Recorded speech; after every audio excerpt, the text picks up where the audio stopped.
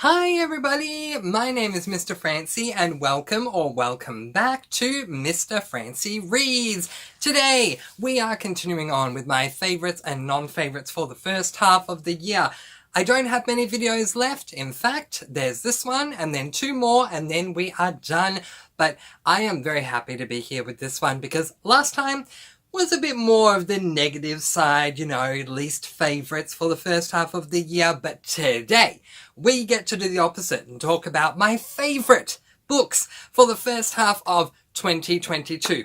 To make it on this list, I needed to really enjoy these books, and it's not focusing on the author or the series, but the book itself. So which books made it into the top 5? We'll find out right after the break. Welcome back to Mr. Francy Reads!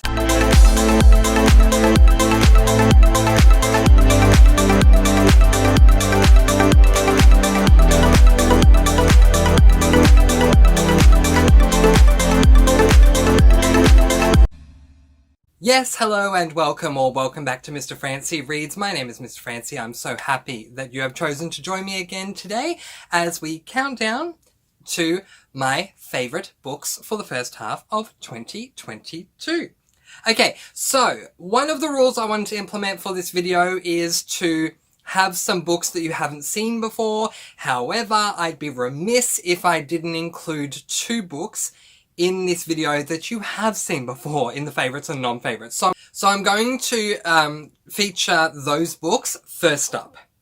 So we've got two books that you've seen before. I'm going to quickly talk about them, and then I'm going to talk about three books that you haven't seen me discuss for my favourites and non-favourites for the first half of the year. So it might be a bit of a surprise for you. Let's jump right on in, shall we? This is in no particular order whatsoever. These are just all of them were favourite books for me that I read in the first half of 2022.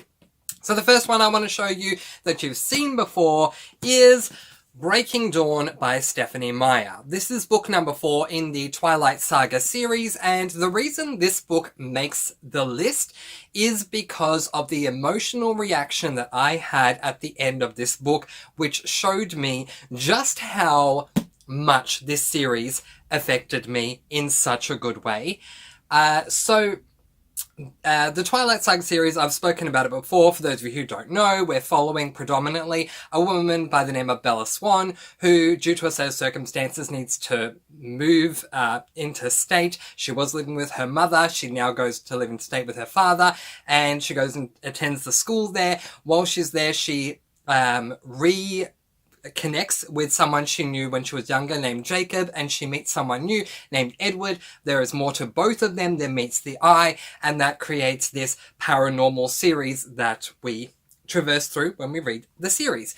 Book number 4 is the ultimate climax. This is it, the be-all, end-all. This is where the series ends. Now, I know there is Midnight Sun, but for the longest time, it was just the 4 books, and Midnight Sun is more of Edward's retelling of book 1. So if we're looking in chronological order, book 4 is the last book in this series. And so I went into the book with a bit of trepidation because I didn't want to start the book, because the sooner I started it, the sooner the series was going to be over for me. But by the time I got to the end of the book, I was crying. I was crying tears of sorrow to leave the series goodbye. I was also crying tears of joy because the way that it wrapped up was just so beautiful. Oh my goodness, I just really enjoyed my time with the series, but book number 4 really just stands out to me as being the perfect way to end a series. Now, some people have some complaints with this particular book because it is dual perspective for certain points.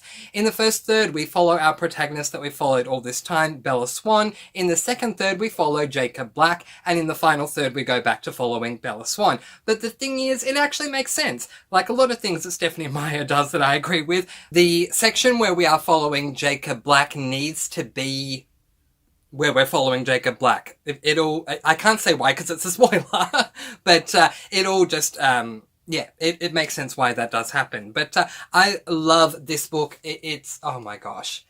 this book gave me the ending that I needed for this Twilight Saga series, and some of y'all have been recommending some other Stephanie Meyer books to me. Thank you. I really appreciate it. Please don't think that I've ignored those recommendations. I just think that I am going to read them next year because I have so many books I have to get through this year on my SAS list. But hey, I may just add another Stephanie Meyer series to my SAS list in 2023. But that's why Breaking Dawn has made this list, because it was such an emotional read for me in every way that you can think of a book being emotional. Thank you very much, Stephanie Meyer. So the next book we're going to talk about is the only other book that I've talked about to death in this favourites versus non-favourites series, and that of course is A Salted Caramel by Amanda Flower. Okay, so every book from here on out is going to be cozy mysteries because, my dear friends, I did a first half of the year stats look up last night and realised that literally predominantly and overwhelmingly the genre that I read most of in the first half of 2022 was cozies. It's something ridiculous. For example, like, not this, but like 26 cozies, and then the next most of a genre I've read was like 6 books, and then we go down. So, yeah. Not surprisingly, cozies will predominantly feature here. But A Salted Caramel started a journey for me, and I really appreciate everyone who recommended that I pick up this book and give the series a go. But the reason why this book is featuring in this video as opposed to any of the other books in the series is because of just how amazing this book was.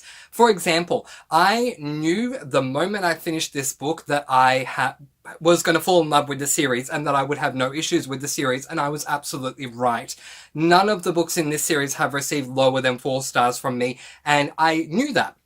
I got to the end of the first book and just said, yes, oh my goodness, I can't believe there's an author out there that's written a book like this that is so catered towards what I love. And yeah, it was just an amazing read for me, and definitely was mold defining for me, in the sense that when I think of a cozy mystery and what the perfect type of cozy mystery is for me, I think back to A Salted Caramel and what this book did so well that defines what a cozy is. Not only are we dealing with the cozy aspect, the cozy, comfortable, warm read that is just so enticingly beautiful, but then we have an amazing mystery that we're dealing with as well. Amanda Flower definitely knows how to balance both the cozy side and the mystery side, and yeah, this first book, I went in with so much trepidation because you all were recommending this book to me, and all I could think right before I started it was, oh my goodness, what if I don't like it?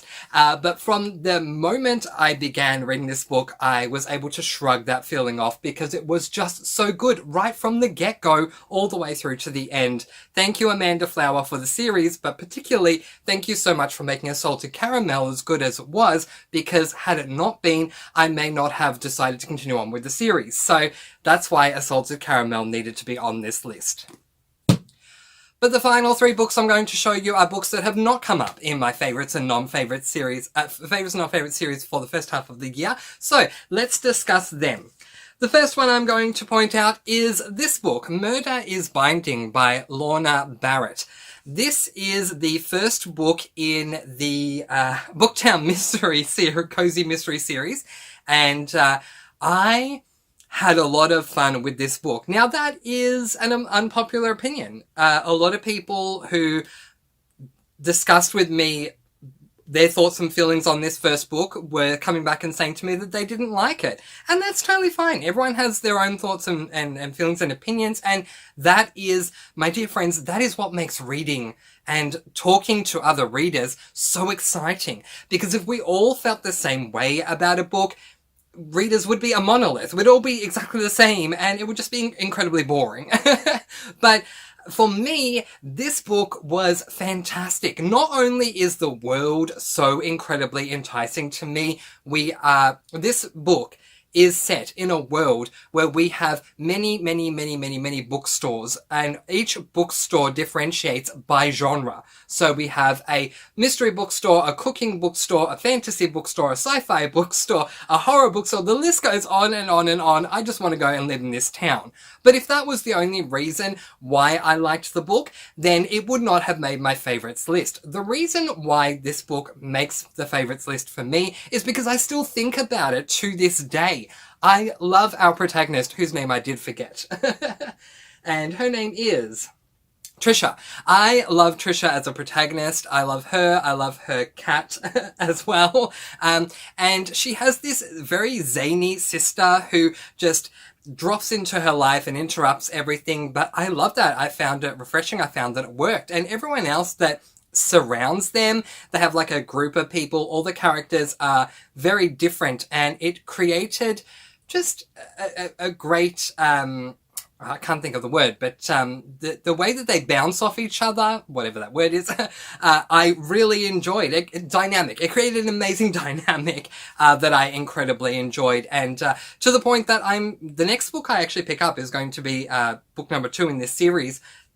I love it. I think it's fantastic. So yeah, we follow a woman named Trisha who runs the mystery bookstore in book number 1, and the woman at the cookbook store comes in to let her know that she has received a cookbook novella that's worth a lot of money. And the next thing Trisha knows, the following morning, the cookbook store owner winds up dead, and the circumstances surrounding it are incredibly suspicious. And not only that, the priceless novella actually ends up in her mystery bookstore, which motivates her to try and solve the mystery, because she's become the number one suspect because the novella cookbook is in her store.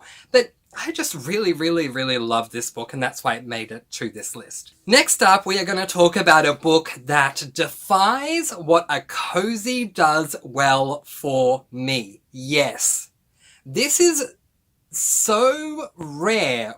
The reason why I love this cozy mystery is so rare for me when it comes to cozies that it had to be here. The only time I've ever said it is with this book. And so let's talk about it. It is Murders No Votive Confidence by Kristen Brecker. This is book number 1 in the Nantucket Candle Making mystery series. And it is, again, a cozy mystery. Now, what became incredibly mold-breaking for me when it came to cozies with this book is, for me, what I love about cozy mysteries as opposed to standard mysteries is how cozy and comfortable a read that they are. Generally speaking, I'm not a massive fan of the mystery side of cozy mysteries. I go in because I want to see the cozy side and what the author is going to do to make me feel like I'm sipping a cup of hot chocolate with marshmallows while warming myself by a roasted fire. And, you know, just that cozy, comfortable warmth.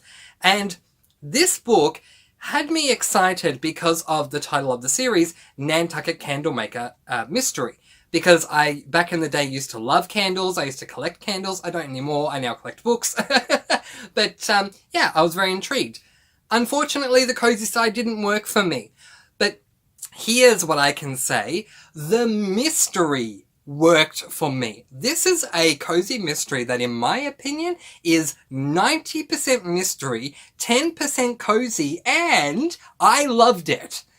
That is not something that you hear often on this channel.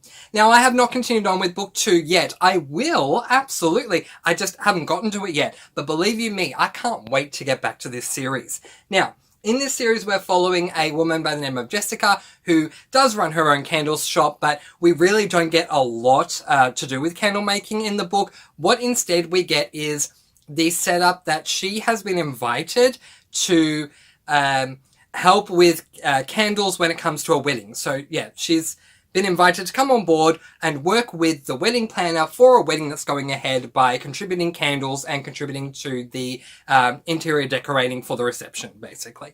And while that is really wonderful, very early on, something happens to one of the very important people to do with the wedding. They end up dying, and so the wedding can't go ahead until this is solved. They end up dying, yeah. So until the mystery is solved. And Oh my gosh, Kristen Brecker kept me on the edge of my seat all the way through. The woman knows how to write a mystery in a way that is so intriguing and so enticing that it was really hard for me to put this book down because of the mystery side of a cozy. Oh my goodness.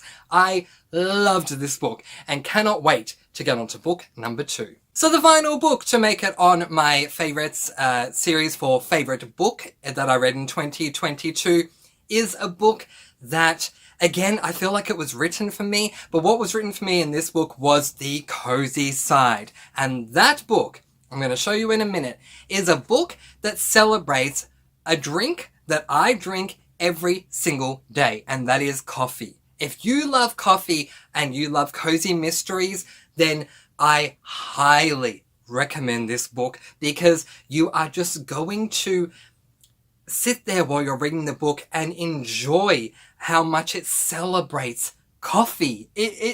This is what I want out of a culinary, and some authors really need to take a leaf out of this author's work because the time that is taken to really appreciate coffee for what it is, with tips, tricks, and appreciation of coffee, is so incredibly well done. And that book is On What Grounds by Cleo Coyle, book number 1 in the Coffee House Mystery Series. Now, book number 2 is on my TBR this month, so I am going to get to it and I'm incredibly excited. So in this series, we follow Claire Cozy, which is, oh my gosh, one of the funniest things. Like, it's a cozy mystery, and our protagonist Claire, her surname is Cozy, which is so close to cozy. But that aside, because that's like one thing where it's like, okay, original. But that aside, this book worships coffee, and it is so good. As someone myself who worships coffee, I at least have 2 cups of coffee every single day, and on a good day I have a heck of a lot more. This book spoke to me on the cozy side in a way that not a lot of other books have, and I just really appreciated it. So the basic premise of this book, as I say, we follow Claire, who runs a coffee house, and she's very good at what she does, and there is a side story that's kind of going on involving her ex and her ex-mother-in-law, but I'm going to let that go and just say that her assistant, who has done a great job up until now, was meant to do the open for that day. The assistant was meant to come into work first and get everything ready. I call it an open because when I worked in hospitality, that's what we called it. You do the open or you do the close at the end of the day, whatever it is. So yeah, the assistant was doing the open, and Claire comes in to find out that nothing has been switched on, nothing has been prepared, and she's wondering what's going on because the assistant is so good at her job that it does not make any sense. And then she finds the assistant has been murdered. And so Claire needs to work out what's going on and all that before she can move on. One of the things that I question with certain cozies that definitely have not made this list, because these are my favorites, but with certain cozies is the motivation for the amateur sleuth to be trying to solve the mystery. Do you sometimes feel this way too if you read cozies? Let me know in the comments below. Sometimes the motivation to me feels off. Not with this book. It's her assistant who died in her store. It makes so much sense to me that she's motivated to try and solve this. And what ensues is an amazing mystery that unfolds before our eyes. It was so fantastic. And I mean, coffee to the umpteenth degree. I mean, if the Christmas Tree Farm series is Christmas to the umpteenth degree, Coffee House Mystery Series book number 1, On What Grounds, is coffee to the umpteenth degree. So much so that it would make Lorelai Gilmore, and of course myself, very proud. Love this book. Highly recommend it if you love coffee yourself. And now for everyone's favourite game that we like to call these are the 5 books that I have placed as my top 5 books that I've read for the first half of 2022. What were your top 5 books that you read for the first half of 2022? Let me know in the comment section below. But in the meantime, that is where I am going to leave it, letting you all go with peace, blessings, and so much love. We have 2 more favourite/non-favourite videos coming your way, and the next one, come a little closer, it's a secret, is my sass list. Oh, yes! So, if you want to make sure that you don't miss that one, then click the subscribe button if you can, and that notification bell, ding, will make sure that you are notified when that video does become available. But in the meantime, letting you all go with peace, blessings, and so much love. I try to post videos every Monday, Wednesday, and Friday, but at the moment I'm basically posting every day. So I'll definitely be seeing you again soon. Mwah. Please do be kind and love one another and spread your sparkling energy all throughout the world. And until next time, you know what I'm going to say, so say it with me. Happy reading! Bye everyone!